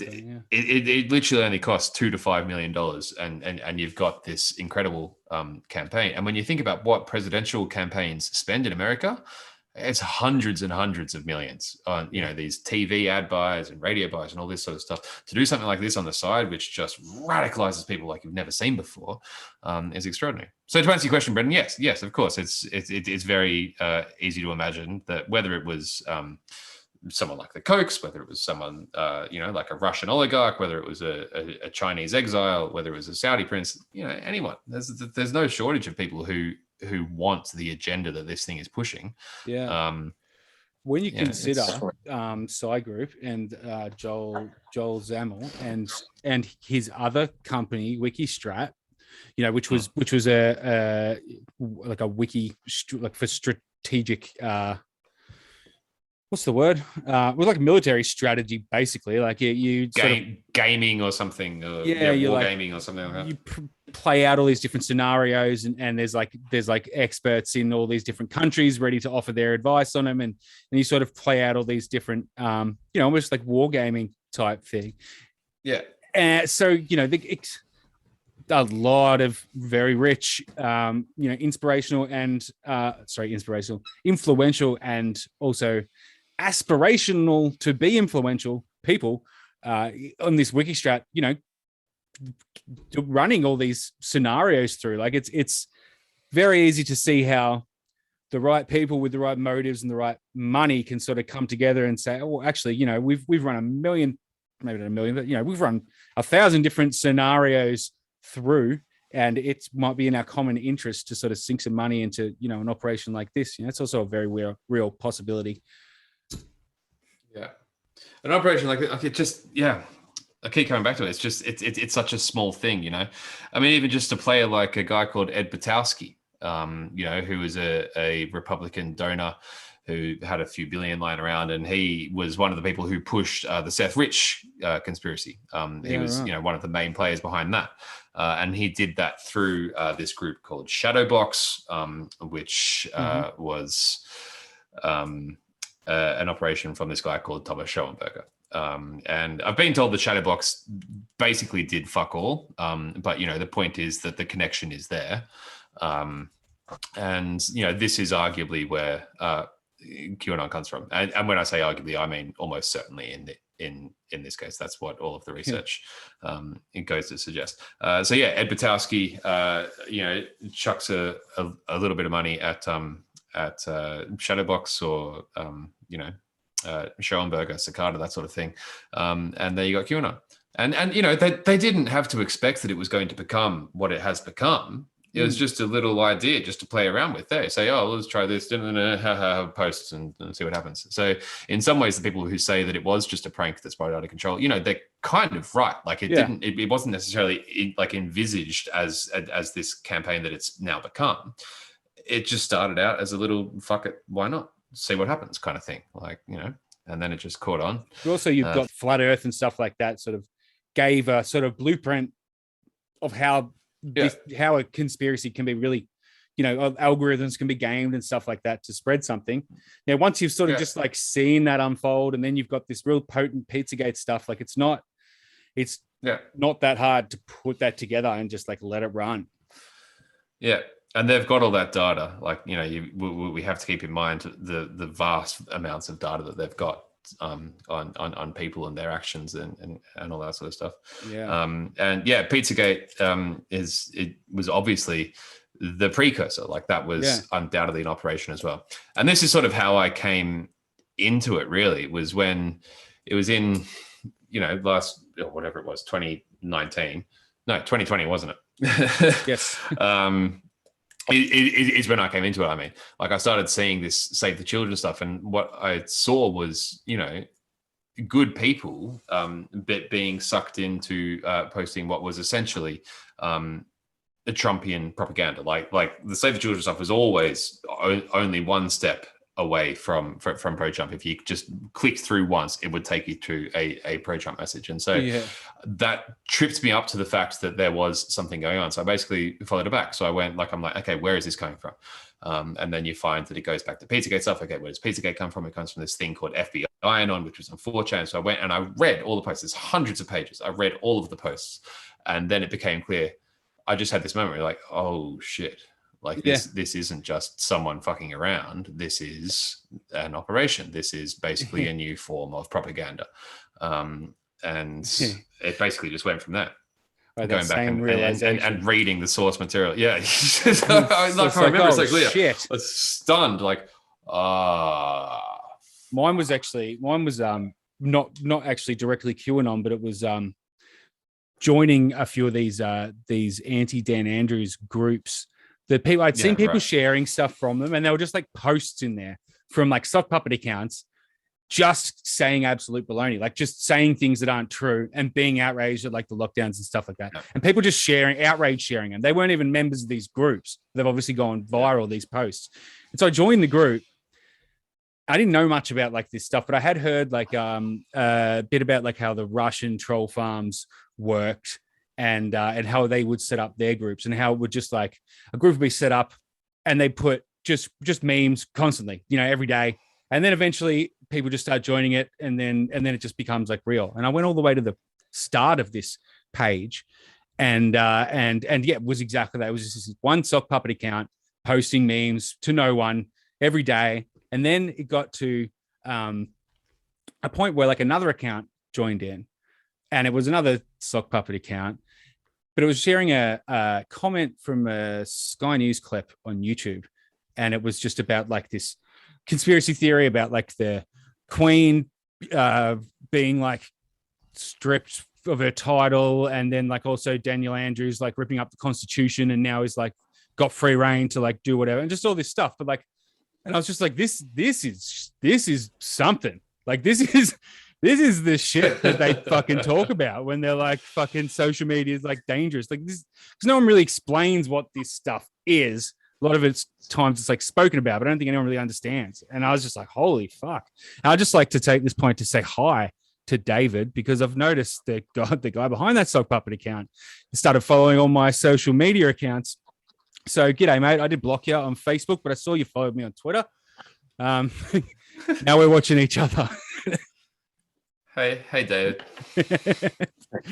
I feel like one of the big narratives that they've been pushing is the anti-CCP Daniel Andrews, and that was what most of the memes were sort of like alluding to in that group. Yeah, and you can see people like Morgan. You can see people like Morgan Jonas pushing that even before COVID began. Yeah. So it's quite interesting to see that there is this narrative at play, and Ricardo's been pushing it from the start as well. Oh yeah, I read that in two ways, which is basically just anti-communist, where communist means anything progressive. So it's just we don't want any public projects or international cooperation or anything like that, because that's communist. And so China is basically a stand-in for communism in that sense. Yeah. But I also read it as Bannon's crusade, his partnership with Guo Wengui. But I think that came about. Oh no, that was before COVID, wasn't it? It was just before after COVID. Bannon It was left the White year House. of COVID, wasn't it? But it was when Bannon left the White House. Oh right, okay. Which I think may have been a little bit before then. Yeah, that was like 2017. But yeah, so he's on his old anti-CCP tirade. So it's either that or both or the other, and as well as just a bit of good old fashioned xenophobia and just an enemy. The standard conservative Australian campaign of another that you should be scared of. As well as, to be fair, a bit of a like a genuine issue as well. China has brought up a hell of a lot of farmland around Australia. There are real concerns there. Yeah, but that's not addressed by any of this propaganda. No, exactly. It's not mentioned at all. We can't be fucking communists. It's the fucking communists, and it's the fucking globalists, and it's I did a again, video just a stand-in for anything progressive. Tactic. It's an election tactic. Yeah. Well, I did a video when they ripped up that Belt and Road Agreement. And I just was like, I wanted to read what the actual agreement was. And I just thought I'd turn the camera on and read it. And so I read it. And it was like, it was nothing. It was an agreement to do nothing. It was an agreement to maybe work with each other at some point in the future, manufacturing here for Belt and Road projects, and then infrastructure projects here, I presume. But not even stated that specific. But I also found, like, when I was actually had the camera on, was flicking through some other articles that like the Liberals have like a federal memorandum of understanding signed with the Belt and Road Initiative that was signed in 2017 that they're still active, that they just don't mention it at all. They made this big hoo-ha about ripping up this agreement, but it's like, you've got one of your own. You don't even talk about it. Is there some bad faith acting going on? No, is what you're saying? That's why. No, I'm just saying, like, one of their staffers hasn't let him know. Turnbull did it dirty when he was in and didn't tell him about it. Yeah, it's just incompetence. That's what it all is. Yeah, right. Yeah. ScoMo's just an ordinary bloke. He likes making curry and building cubby houses. And sometimes, you forget details of things. Uh-huh. So that's on the point of Scott Morrison. So another sort of glaringly another sort of obvious piece of evidence, I guess, towards the ability of like the federal Liberal Party to organize things like this and dabble in like protest movements and stuff like that was when the sexual assault claims came out of Parliament House, and there was there was a big outrage. Interestingly, actually saw some people asking Monica Smith about her thoughts on it at the time, and on a Reignite Democracy post, and she was just like, I don't know what you're talking about. I haven't been watching the news. And then someone was like, aren't you a journalist? And she was like, oh, no, I'm not a journalist anymore. It's a weird response. But that's a side note. But anyway, there was a protest at Parliament House. And I remember this doing the rounds at the time, but I haven't heard anything about it since. But the protest was actually organised by the Prime Minister's office in order to make it as non-partisan as they could. So the Prime Minister's office is basically CT Group, like Yaron Finkelstein and I forget the other guys' names, like the two most influential people in the country behind the Prime Minister, and they're former. One was former world head of CT Group, and the other one was some other high up position. So this is clearly something that they do. Now you want to, there's going to be an outrage about something, so you get in there first so you can control the narrative, and they've done that on a smaller scale throughout the last 18 months, blatantly, without really got away with it. So the idea that it's some kind of operations going on here in the bigger picture is not, I don't think, a stretch at all. And you can also see how CT Group have influenced, I guess, issues of national interest, like coal mining and that operation that was exposed a few years ago. Yeah, with the news reports and stuff like that. And bread and butter. Yeah, it's just what they do. And I think so. CT Group, they also closely affiliated with like the New South Wales Liberal Party. And do you remember how like the numbers were just all fucked for like a while there? And it was like, oh, there's like 70 cases today and like 13 tomorrow already so far, and like they're just all over the shop. Like I'm pretty sure that was the CT Group like deliberately doing the numbers like that just to throw confusion out there. And then you've got like them mentioning like the New World Order. It seemed like a lot in like their press conferences, like, oh, this is the New World Order now. And it's like, it seems like they're just playing straight into this narrative that's going on underneath everything. As someone that's watching it that has one eye on the narrative, anyone who doesn't would just, that's a weird thing to say, but whatever. But like, it's an does make you unfortunate wonder. Choice of turn of phrase. Yeah. Scott Morrison, I think, said it as well. But I think it was, came from like state Liberals, New South Wales state Liberals, mostly. Well, CT Group have already been caught out, like with the whole Glencore thing. And yeah, I think that they're two really good points for people to look at, is the fact that they have infiltrated activist movements to push a message towards a certain political party, and they've actually impacted and basically put in leaders in other countries around the world. So, yeah. And so the Iraq War, so from memory, I want to say 2008, but it could have been like 2010 or 12 or something.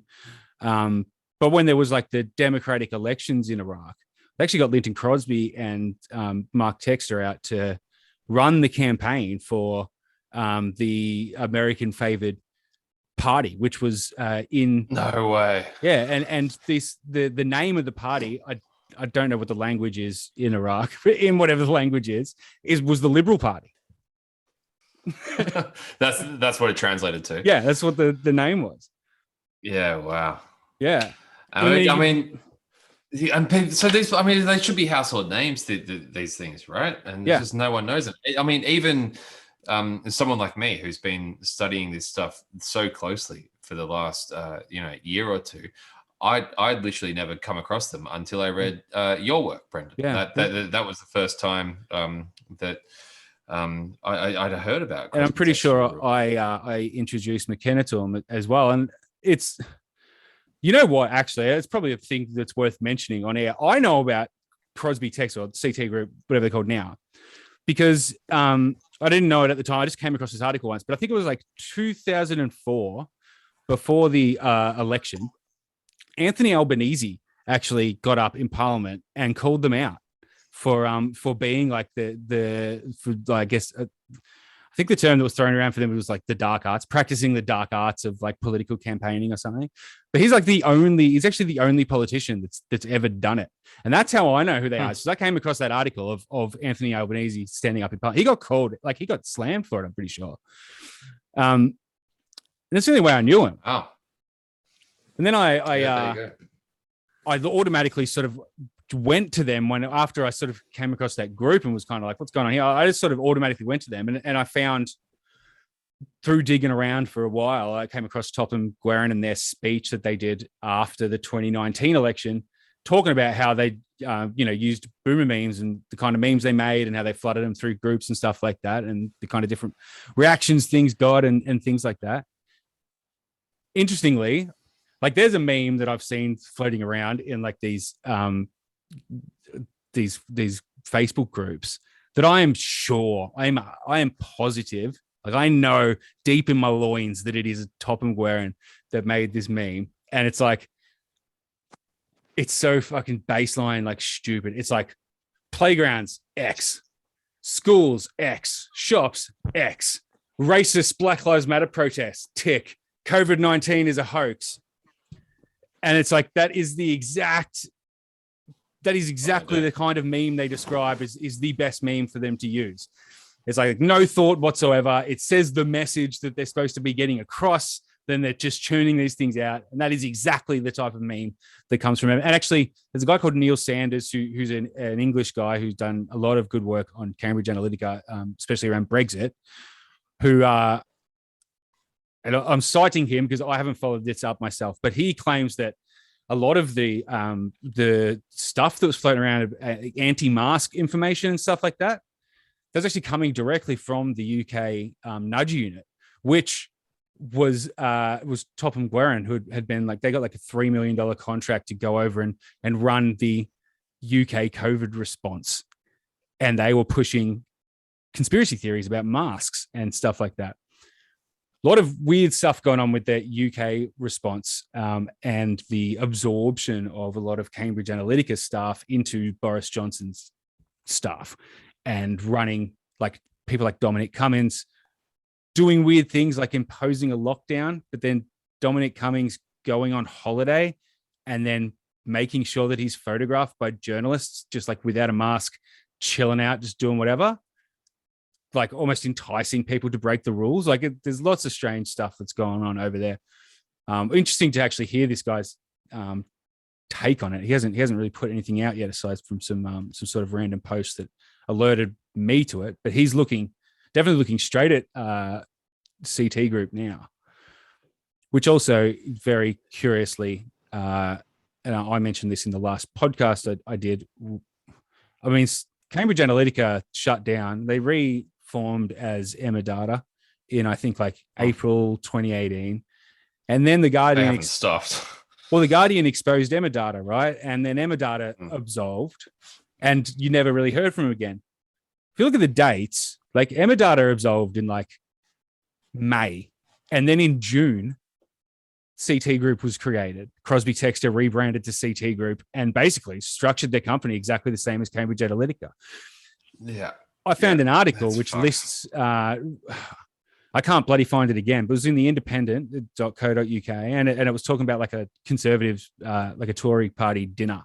And it was just said that Linton Crosby was sitting next to his good friend, Nigel Oakes, who's the head of the SCL Group, who is the head, the founder, and the only guy to not go down at all in the Cambridge Analytica whole thing is good mates with Linton Crosby and has been the whole time. So, yeah, there's a lot of stuff going on around there. I mean, the frustrating thing is that as like that video you mentioned where those two, those two Topham Guerin guys, or one of them at least, is standing up giving that speech, literally bragging about how they managed to do it with these bullshit boomer memes. Like, this is the world that we live in now. Yeah. And it's just, extremely upsetting and frustrating that people just don't seem to be able to take that seriously and to take that into consideration, and to reckon with that. Like, they're telling us right to our faces, they are literally giving speeches about it, whether it's Topham or Guerin or Crosby or Textor or Oakes or Bannon or bloody Alexander Nix or whatever. Like, these people aren't stopping. No. Whether if Cambridge Analytica shuts up and then Emma shuts up and then whatever, that technology is still there, that knowledge is still there, that motive is still there, the resources is still there, and they are shaping the world in ways that we have yet to come to terms with. Yeah, and then like two, I think, and these are just the ones that we know about. Then there are so many more that we don't know about. And they're then hard you've enough still to got find the out about and all the other ones. Exactly. Try and find a picture of fucking Joel Zammel. That's a challenge. Oh. And his tagline for these companies is shape reality, or that's shape reality is the side group. And it's got the cat. Hell. It's got the picture of a cat with a light shining on it, and then the shadow is a lion. Yeah, and have you seen that in Trump's? Have you seen any of those Trump memes? No. Have you seen that in a Trump? No. So they've done the same thing where they'll have a light shining as a Trump, and then literally the shadow of a lion. It's like, dude, it's in your fucking brochure. Yeah, it's all over the Australian freedom movement as well. It's the most recognizable and symbol. That's really interesting. Actually, the shadow of a lion, just the lion. Yeah, the lions everywhere. Now we're lions. And then Edward Burke, who that guy that flashed on screen before in Sky News, he he runs Victoria Forward. He's actually got like a lion conservation business on the side. He wears like a brooch with a lion on it, and like cufflinks and shit like that. Like they're all these people, and then Richard the Lionheart. Is that Richard the Eighth, who Ricardo Bossi fancies himself as? There's an account that you see commenting on stuff in this movement, Telegram account, and that's Bossi's company was Lionheart. Yeah, Lionheart was Bossi's company. Yeah, Lionheart. Yeah. Richard the Eighth is his handle, and Richard Lionheart. Yeah. Anyway, the point is that these fuckers are shaping reality, and they are, controlling the world in like I said, ways that we don't understand yet. And if we don't start getting hip to it, then we're going to be fucked before we realize. Absolutely. Well, I think it's too late. I mean, I think the one of these data companies that definitely do this same kind of stuff, but never gets spoken about really at all is Palantir. Palantir currently have 9 contracts with the Australian government in defence, health. They're doing all the COVID data. Not only so it's defense, but then also the home affairs as well. Just everything, and they're everywhere. And then it there's a lot of things, weird Palantir stuff. Palantir Australia opened up mid-July last year. That Eden Monaro by-election that happened, the guy that left his post claiming ill health, he couldn't continue anymore as a politician. That's what he claimed. But he just went and became the head of Palantir straight away to open up this office. Matt Wong from Discernible Podcast was doing initially when Reignite Democracy started. They did a internet show called Not the Project, and he was the co-host. Now he has it sort of branched off, and now it's become his own podcast, which I think was something he did beforehand. I don't know. But also the accounts Voice for Victoria and people like Topher Field. And then related to them is that whole circle of Harrison McLean, Melbourne Freedom Rally, RDA, Ruction. He has this Novus Intelligence is his company that he owns, and it's a business intelligence. It says that's the description. But interestingly, he used to work for Tesla. It was the connection there with Palantir, Peter Thiel from PayPal, same clique as Elon Musk owns Tesla, and they have this technology that is data collection, AI powered data collection through video, so it can scan faces, and I don't fucking know really what the data it comes up with is, but like on its website, it's like got this little graphic, which I don't know is supposed to explain what they do or something. It's like 20% males in their 20s, 30% wearing masks or whatever. I don't know, but they started at the same time as Palantir, their company started, and then he straight away is like just right there at the founding of Read Night Democracy, and then the other people that sort of all sprung up in the same week as those people are like featured guests on his show, but then also leading like the anti-lockdown rhetoric elsewhere, feeding into these protests. Yes, yeah. I mean, I don't know what to make, but then also it's a lot. But then his business partner is also a lecturer at General Assembly, which is like a school that teaches people about like data science and all that kind of stuff. Yeah, I mean, I don't know what to make of any of that, but it's really fucking interesting. There's too many connections there. You can see that these guys are feeding into systems like Palantir and basically predictive policing modeling systems. Well, yeah, well, that's what Palantir is like. That's one thing they do. Yeah. Yeah. And you say that, like, you mentioned before that, people won't sort of realize and pick up on it, but there is a lot of people out there that see the different elements that we speak about, whether it's the political infiltration and the narrative pushing, or whether it's people within the freedom movement who seem to have agendas and backgrounds that are quite concerning, or whether it's Daniel's work with the psychological side of operations like QAnon. If you can put those together and sort of articulate it quite well, I believe that journalists will sort of get this message out there, and a lot more people will start to realize that, wait a second, there is actually something going on here that's a lot deeper than what's first imagined. Yeah, absolutely. And if you're listening to this, Rachel, please get in touch, because definitely got it. She's definitely got her head in the movement, and she's definitely suspect about a lot of it. And of all the journalists, and I'm like you, Daniel, where I sent my entire body of writing before I uploaded it to a whole host of journalists that I thought would be interested, and I didn't hear back from any of them. The only ones I heard back from was like when I asked, can I send you something? Because I was just attaching it to the initial email or whatever, and not getting a response. And they'd reply like, yeah, I'm interested, whatever, and then just like nothing. But notable mention to Timothy Graham from the, I want to say University of Queensland, but Queensland, I think, yeah. And yeah, he he read it, but he understood. Like, he's one of the only people who actually, it's his job to understand this stuff, and he got it. So props to him. But he's the only person, the only influential. Is he a journalist though, or is he he's not a journalist. He's an academic. But he also exactly. See, but he writes for like the Conversation. And he's a very good writer. Sure, yeah, and he writes about this kind of stuff. It's incredibly important work. Yeah, and I mean, I've drawn from a lot of the stuff. That's as good as we've got, really. Yeah, well, it is. Yeah. That's the work that he did with the hashtags, particularly. Totally. Like people died and asked an emergency.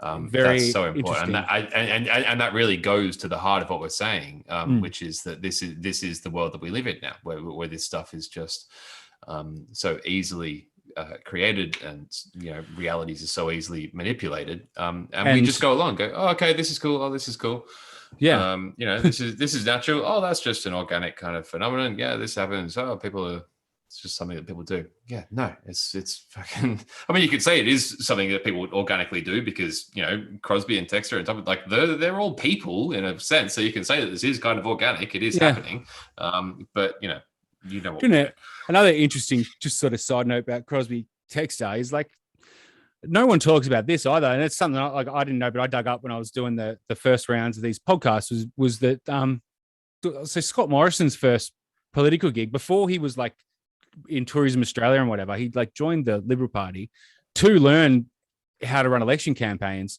alongside Crosby Texter. And he actually ran, this is before they were Crosby Texter. So this is Mark Texter and Lyndon Crosby as part of the Liberal Party working with Scott Morrison on a campaign. And they ran that Children Overboard campaign in 2001. just doesn't stop. No, it does not stop. Like just no one. I saw there was someone sent me a 9 News little segment they did on that campaign, and like no mention of like the 350 people that died on that boat that they deliberately let sink just to score political points. Just the callousness, you know, it's so hard for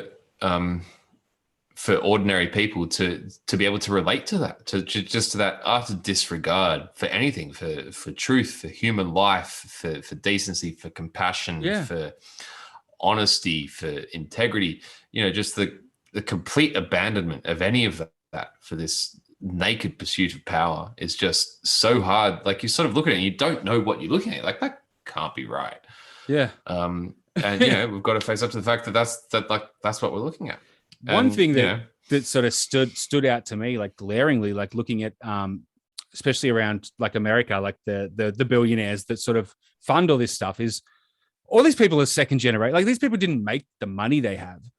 Like they're all second generation, like inheritance people. So these are people that are like, you know, it's ingrained in them that you are better than everyone else. You know, you're rich. Like this is the stuff we do. We pull the strings. You know, you fuck with people.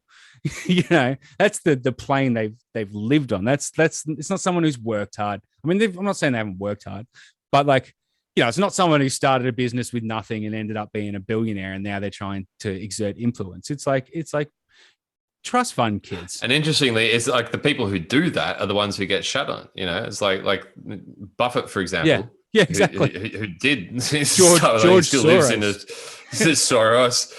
You know, even Gates, who had, you know, a comfortable start certainly, but did, you know, build his own thing. Now they're the ones who are painted as the villains, because as we've said, I think twice already, it's accused the other side of that which you are guilty. Yeah. Every time. It's like they probably, you know, they definitely do things in their self-interest through the guise of charitable things and stuff. Like it's just like the media. It's like, yeah, like say the newspapers, the main newspapers, like Fairfax. Yeah, I'm sure Fairfax has a slant, but it's not News Corp, you know. Yeah. And so like to just paint them all and the ABC with the same brush. It's like, no, there is one that's a lot worse than the other, and it's the one that's telling you the other one is worse. I think that's one of the things we need to do is stop thinking of things in terms of binary absolutes, in terms of black and white. There's everything's on a spectrum. I mean, the prime example is like, Jack the Insider, like Peter Hoysted, you know, he writes for the Australian, but you know, is clearly happy to write about this kind of stuff as well, even though the company that publication is under the umbrella of definitely had a hand in creating it. You know? Yeah. Like journalists are journalists still. Like, I just mean in general in the world, like, you know, we've got to stop thinking in terms of these binary absolutes, like where, you know, there's, I don't know, it's too hard to explain now. Things are messy and grey, and you know they don't always conform to these nice grids that we've got. The world is wiggly, as Alan Watts would say. Yes, absolutely. Should we end it on that note then? It's getting late. Sure. Yeah. Well, I mean, that's not to say that there aren't identifiable bastards, of course, but Oh no, I'm saying there is absolutely identifiable bastards. Yeah, I don't want to be confused. But the motives of anyone is never always clear, and that's especially in these times where you can create a facade online. You know, even if you're speaking to an account, you know, that seems legitimate on Facebook. Even if you form a relationship with people, a lot of the times you don't know who they are unless you've actually like spoken to them, like you know, at least on the phone, but even then, like, well, yeah. So that, I mean, that's the thing. So here's to good, honest conversations, right? Here's to reaching out, and we'll follow this up again. I'm going to keep doing this. I'm going to try and do this podcast a lot more frequently this year, especially coming up to an election. So I will. Cool. I will definitely need guests, and you two blokes both right in the right wheelhouse. So we'll pick this chat up as we go, and hopefully shine some light on some stuff. All right. Been a pleasure, gentlemen. Anytime. Likewise. Thank you, guys. Appreciate it. Take care of yourself. Cheers.